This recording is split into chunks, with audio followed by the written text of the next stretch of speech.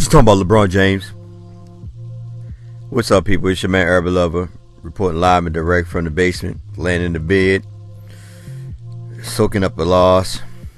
It is what it is. Look, I'm gonna get to the stats, and then I'm going to be very controversial as always. And I know a lot of fans are going to dislike me, but you know what? I don't really care. I'm just going to speak it for what it really is. You know, I'm just seeing a total different situation, and what I predicted in my videos before LeBron James came to the team. I made some statements about how he should play the Julius Randle role, and we're going to get into it. But let me get to these stats real quick. So we're gonna go to the team stats. We're gonna look at this stuff real quick. You know, so field goal percentage. Toronto shot 50%. We shot 45%. 3-pointers, they shot 20%. We shot 25%. We only hit 6 for 24. They were 10 for 35. So if you think about it, it's kind of like semi-even as in maids, because they took 35 shots. Well, they actually took 11 more shots than us on the 3-point, but only hit 10 of them. So that 3-point thing wasn't that bad. But perimeter breakdown, as always, something new. Quick switching. So for Laker fans, they already know this. You know, it's the same old. Free throw made, 13 for 14 for them, which is 92%. I don't care what nobody say. Like I told you one day about me, I'm not biased. The ref actually try to help the Lakers come back. Like I told you guys over and over again, it's about revenue and it's about ratings. They're going to try their best to help the Lakers get into the, make it to the playoff. But if the Lakers can't produce, it doesn't matter who help them. I mean, they had birds come down and dookie on the players, it still don't matter. You know, dookie on the players' eyeballs so they can't see when they dribble that and fall all over the court, but it doesn't matter. Anyway, the Lakers went to the free throw lines tremendous a lot of time. It was 23 for 29. Shot 79% from the free throw line. Total rebounds, we got out rebound. They had 49 to out 38. They had 13 offensive to out 6. Defensive, they had 36 to out 32. Assists, they had 32 to out 25. Steals, 8 to out 5. Blocks, 4 to out 4. Total turnovers, 12 to out 15. And we both had points out turnover, both 22 even. Fast break points, they had 24 to out 20. They killed us in points in the paint. They had 7 to out 52. And I ain't gonna talk about fouls. So straight out the gate, you know, the Lakers start off good with the little pick and roll with Kyle Kuzma. The pick and roll with Kyle Kuzma. And then after that, it was all downhill from there. Toronto just basically took over, ran them out their own home. Basically, what happened is that, from my understanding, is that all them guys were cloned. Just want to make sure you guys know that all of them were cloned, because after last night beating on Portland, they were tired, so they all went back into the hyper chamber with LeBron to freeze their bodies up to get ready for the next game. So they had clones on the floor, and these clones came in the spaceship, and they didn't have a natural ID or IQ of what the hell was going on. So when they got on the court, they just was like, okay, what do we do next? And while they were trying to analyze the situation, you know, that's when the players, you know, on Toronto say, you know what, man, something's wrong with these guys. Let's go ahead and just put them away. And that's what they did. When they finally figured it out, it was towards the fourth quarter, but it was like too late now. They couldn't figure it out. But anyway, you know, that's neither here nor there, you know. But let's look at the stats right now. Kyle Kuzma, 10 for 16. He had, 12 points, I think, and I forgot what quarter it was, but like towards the end. 24 points. LeBron James only played 28 minutes, only took 12 shots, not engaged. I talk about LeBron, Lonzo Ball always not being engaged. LeBron James, not engaged. I'm sorry. 6 for 12, 2 for 3 for 3-point line, 3-point arc. Free throw, 4 for 7, 18 points. Brandon Ingram, 16 points. JaVale McGee, he had 8 points, 6 boards, 2 blocks. And Lonzo Ball, he had 12 points, 4 assists, and 2 steals. And the bench came in. Raja had 10 points, only 3 assists, and that was about it. There really wasn't nothing else after that. The man of the day, once again, was always somebody unfamiliar. But anyway, it was Serge Ibaka. 34 points. He played 29 minutes. He only missed 2 shots. Had 10 rebounds. You know, then he had a bunch of unknowns come in. I ain't gonna call them unknowns, but players that you would never get to see, you know, actually be in offense like that. Sakam, he had 16 points. The OG only had 7 points. They had him playing small forward, but Ibaka was playing center. So I want y'all to make sure y'all understand that. Lowry, 21 points. Green, 15. And, you know, then they brought the bench in Valencianas. Excuse me if I butcher his name. I don't give a hell. He had 14 off the bench, and then, you're right, 11 off the bench. Now, here's my thing. I told you guys over and over again, I just made that Portland video, well, I made that earlier, that if you're going to play Lonzo Ball, he got to have the ball in his hand. Lonzo Ball has digressed. Yes, I said, he basically is, he's a shadow of himself from last year. That's not the Lonzo Ball. Lonzo Ball last year was averaging what? I think what? 10 points, I believe. 10 points, 7 rebounds, 7 assists. This Lonzo Ball, he's averaging, the point total is almost about the same. His assist is down. His rebound is down. He's not engaged. Sorry. I told you guys over again, I said, you know, Luke Walton might get fired. Magic Johnson came out and stated that Luke Walton's job is safe, but then he added on the end of it, unless something disastrous, something tragic or disastrous happened. If the Lakers keep getting beat like this, Luke Walton will be fired. Simple as put. He's not going to make it. I feel bad for the dude.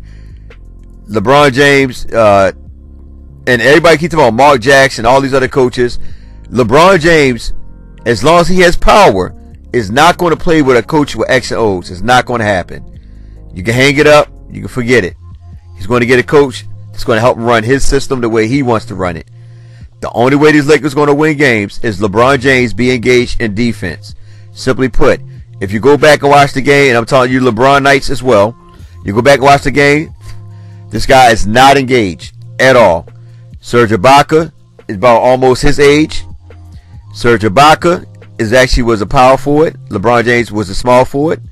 LeBron James, like I said before, if you're a leader and a mentor, and I'm not comparing you to Kobe Bryant, but I know one thing about Kobe, and I'm not a big Kobe fan. For those that say, oh, he loved Kobe, this and that, I love the Lakers, okay? Not really a big fan of the players. I got certain players I do like, but I know that they're going to not be here soon. But anyway, when Kobe's seeing their best player take over, whatever, Kobe, depending on the matchup, because I'm going to say that he's going to play a center, Kobe will actually play D on that guy, right? It was from a point guard to the small forward spot.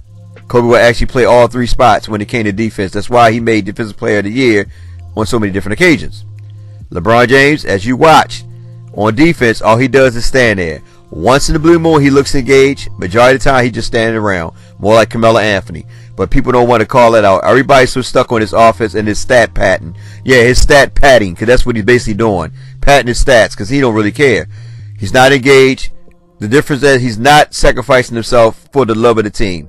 What I mean by this is that when Serge Ibaka was going off, once again, like I said, when Eldrick was going off, because LeBron James is big enough to play these guys. LeBron James, who's the biggest body on the floor, should say, you know what, let me get Serge. No, instead, he just basically wasn't engaged. He got Serge one time, a couple times, and Serge just blew right past him. Not engaged, don't want to play defense, man. And this is the main reason why LeBron James' body was able to take, LeBron James and his body was able to maintain for so long all these years. He doesn't play defense. No physical contact on defense. On offense, all he does is want the ball. He gets the ball, like I said before, they run a half-court set. You allow the defense to set up. You allow the defense to be honest, because when they set up, they get a chance to figure out what it is that you're running. When you play LeBron James, remember, LeBron James been in the league over 10 years. So most teams know how to play LeBron. You take away his routes, you know, going to the paint, and LeBron James got to do either a fadeaway jumper or he got to kick it out. Simply put, he stays at the top of the key. Guys are cutting or guys are running to the perimeter. LeBron even try to figure out he's going to do ISO or he'll pass it. LeBron James is not, he's a passer, but he's not on Lonzo Ball level. I'm sorry. Not on Lonzo Ball level. He had 3 turnovers. He had 6 assists. Listen. The only way the Lakers are going to win if LeBron James play the Julius Randle role. That means that when teams go small, LeBron James have to play that center spot. He's 34 years old. He's not the same LeBron that he was last year. Guys got to keep that in mind. He's not going to be going at a high level every game, every possession like he did last year. In the East was always weak. The only tough teams that you had was Boston, Cleveland, Toronto. All right. LeBron James psychologically, mentally destroyed Toronto those previous years when he was in Cleveland. This is payback for them to break that mental lapse against LeBron James, no matter what team he on. But LeBron James had a mental psychological effect on the Toronto Raptors, and this is why they beat him. Somebody like DeMar DeRozan, he came out a couple years ago and said we cannot beat LeBron. So by him stating that, he already was psychologically checked out. He swung the white flag before they even got on the court. So Toronto trading him for Kawhi was probably the better move for that team, because they were not going to beat Cleveland as long as a player sit there and talk like that.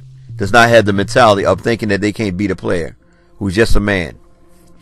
LeBron James is 34. He's lost his step. I don't care what nobody say. When he goes to the paint, how many times has his shot been blocked? How many times has he not finished around the paint? He doesn't have no up like he used to. This is why I sit back and I'm going to laugh right now.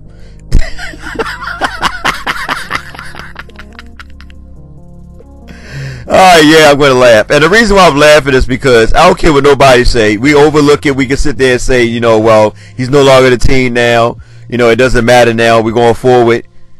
This team missed Julius Randle. And I know somebody going to say, well, the Pelicans are doing just as bad. You know, they lost 4 in a row. But it doesn't matter.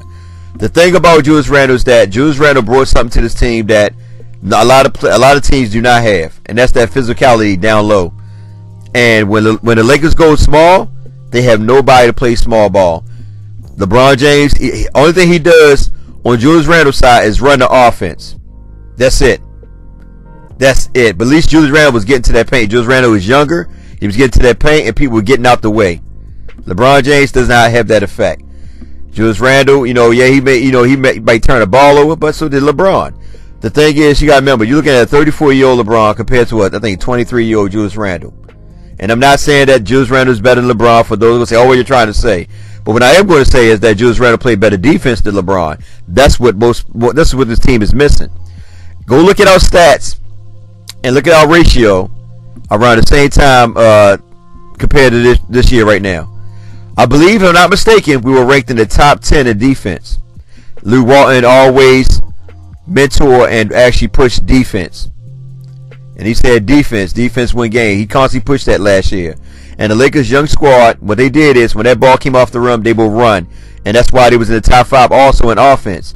The biggest problem with the Lakers last year, for those that don't know, and I'm going to say it once again for all the newcomers that's coming with LeBron James, the reason why the Lakers were 35 and 47 was because for a whole portion of the season, they did not start Julius Randle. He was coming off the bench. And we was getting killed because Lou Walton decided to be stubborn with his rotation. When the Lakers decided to start Julius Randle is when we made a turnaround. We had a little streak going. After the streak going, during the streak going, KCP wound up having some type of trouble about some personal problems. He was on a home monitor. He mentally checked out. Instead of Lou Walton, basically telling him to stay home until he finishes a sentence or a service, whatever he had to do, Lou Walton let the guy play. The guy for I think 5 games looked it terrible, and he was in the starting rotation. All right. Another thing that hurt the Lakers was free throws. They were not hitting their free throws. Free throws alone, the Lakers would have won at least 40-something games. I'm sorry, I'm just being honest. They'd have won 40-something games, but they choose not to hit their free throws. Is the reason why they lost a lot of them games as well.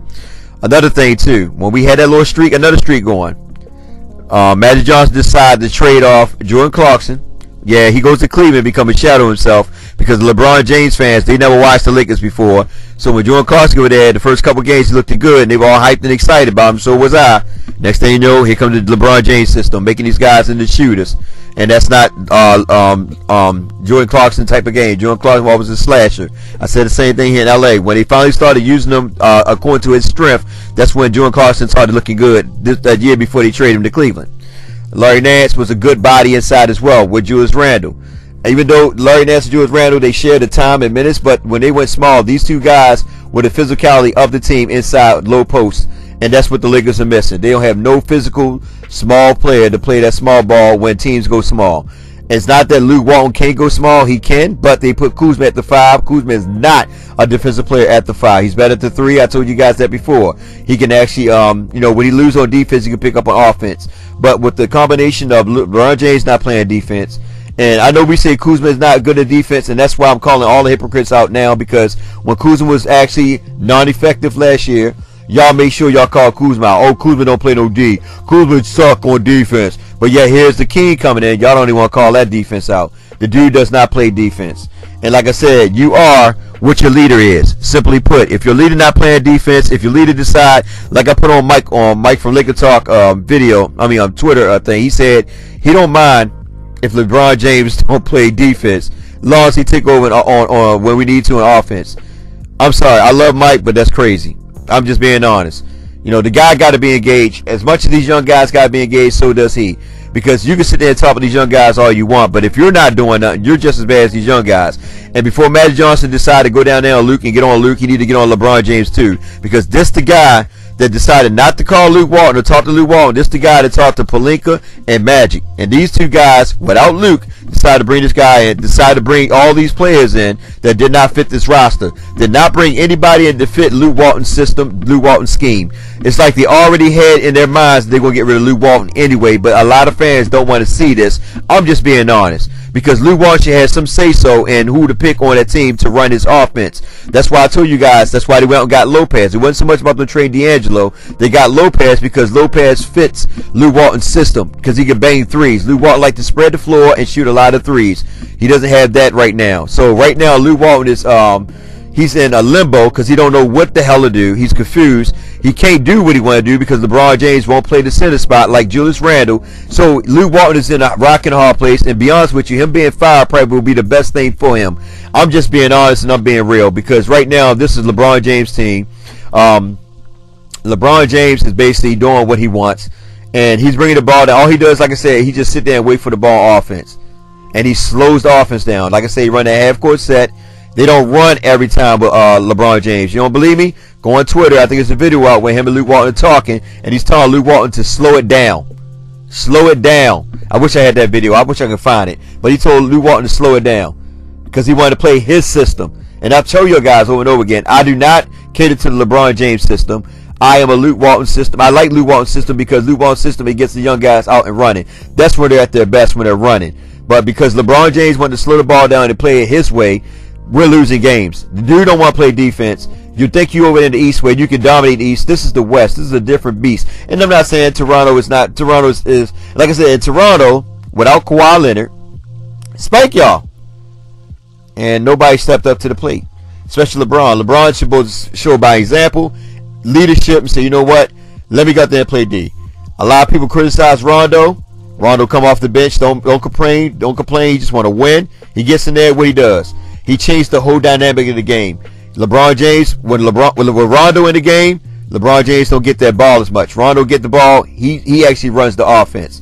That's what I'm trying to tell you guys. That's why Rondo got to play with LeBron, because somebody got to challenge LeBron. If you don't challenge LeBron, LeBron going to run his team right out the freaking market. And at the end of the day, LeBron ain't going to be kicked away. LeBron ain't going to be traded. It's going to be Luke Walton. Simply put, it always happened like that. It's never the star. It's always the coach that go first. So that's why I say Rondo need to play on that starting unit, and Lonzo need to come off that bench. Because by Lonzo come off the bench, he can run Luke Walton's system to a T, and he can be able to do what he likes to do. Not always come down the court, or as soon as you get the ball, look for LeBron James, because LeBron James will wave his hand and Lonzo will pass it to him. And you can see Lonzo not engaged, because when Lonzo passes him, he give him like a little flat pass that actually can be intercepted a lot of time if players pay attention to it. But Rondo out there yelling, he's screaming, he's diving, he's doing a whole lot of things because he's engaged. He want to win, and he doesn't let the likes of LeBron James break him down and make him kick the ball out. He played with Paul Pierce, Kevin Garnett, and Ray Allen, guys who had egos, and he actually controlled all them guys and told them guys where to get at spots and all that, and he helped Boston win the championship. Without Rondo, they would not have won a championship. Y'all can see what y'all want. Rondo is a good alpha leader when it comes to a point guard. Like I said, that's the reason why Lonzo Ball need to come off the bench. He need to come off the bench, and so that way he can be more engaged. It's not going to work with him in that lineup. I'm sorry. Matter of fact, him and Kuzma both can come off the bench. You put Brandon Ingram back at the 3 and let Josh Hart play the 2, because at the end of the day, LeBron James had the ball anyway. So what the hell? You know what I mean? You might just go ahead and just run that squad, because LeBron James run that offense. It's always going to be this, man. So right now, this team is, to me, I don't care what nobody say, but this team is worse than the team of last year. They're worse. They're the West is getting stronger, thicker. And that's why I say that we should sign Julius Randle. You know what I mean? I was trying to find ways to cope with the loss of Julius Randle, but just looking at this team, observing this team, and because teams like to run a small ball, and you can't, you know, even though Luke Walton had JaVale McGee, and you can try to say, well, you know, we can play to our own strength. But the problem is that when these teams, when that ball come off that rack, these teams are outrunning. They're not running no half-court set. They're running. They're giving the ball to the point guard and they're running, taking full advantage of the Lakers' defense breakdown, quick switching and all that, lack of communication, not guarding the perimeter. Everybody freaking breaking down low in the box. When you look at the box, like 3 or 4 guys down there, a perimeter guy wide open because of extra passing. See, when you play that old man type of basketball, the ISO play, you're basically taking everybody out the game. All these teams, the top teams that are actually winning or going to the playoff are teams that move the ball real well. We're not moving the ball well. When we move the ball well, that's when we play good. But as long as LeBron James is running the point and don't play no defense, we're just going to be looking at another tough year. With that being said, it's your man Herbal Lover. Like, share, and subscribe. Get in the comment section. Tell me what you think. I love you guys. Man, I'm gonna say this, guys. And I know I said I'm a Lakers first, but if LeBron James destroyed his team, man, I think I might be done making videos, man. I'll just probably just hit y'all up on Twitter. I'm just being honest, man. I might just start doing NBA as a whole, you know, because I can't. I'm gonna just see how it unfolds. But I think Luke Walton is going to be fired. I think it's going to happen, man. I think he'd probably be gone before the All-Star break. I'm just being honest, because if we get behind, because Matt always said that he want to win now, and what happened? We get blown out by Toronto. 2 good games, then we get blown out by Toronto, a top-notch, top 5 team, without their star player, one of their star players, in Leonard. And Sabaka, I think his game before that, I think he dropped 30-something points, and he dropped 34 tonight. LeBron James should have picked him up. When they went small, when they started at that 5, because one thing about it, the coaches, they get the charts of who's starting. When they see Sabaka starting at that 5, Lou Walton got to, you know, put his golden shoes on and say, look, LeBron, you got to play center, man. If you want us to win, you got to play center. But LeBron ain't ready to give up that body yet. And that's why he's going to play till he's about 50-something years old, because he don't play defense. He basically preserve his body. He preserved his body. Ain't about him taking no freaking drugs, going to freaking Miami for 2 weeks or whatever. He preserved his body because he doesn't play defense. You know what I mean? Offense, you know, when he wants to, he can attack the basket and all that, but he doesn't play defense. And that's the reason why he don't take a lot of bangs and all that. You know, bangs and bruises and all that will go out. But anyway, this video already 22 minutes long, and I know y'all got a 5-minute attention span, so y'all probably watched the 5 minutes of the video. But anyway, I love you guys, man. Take care.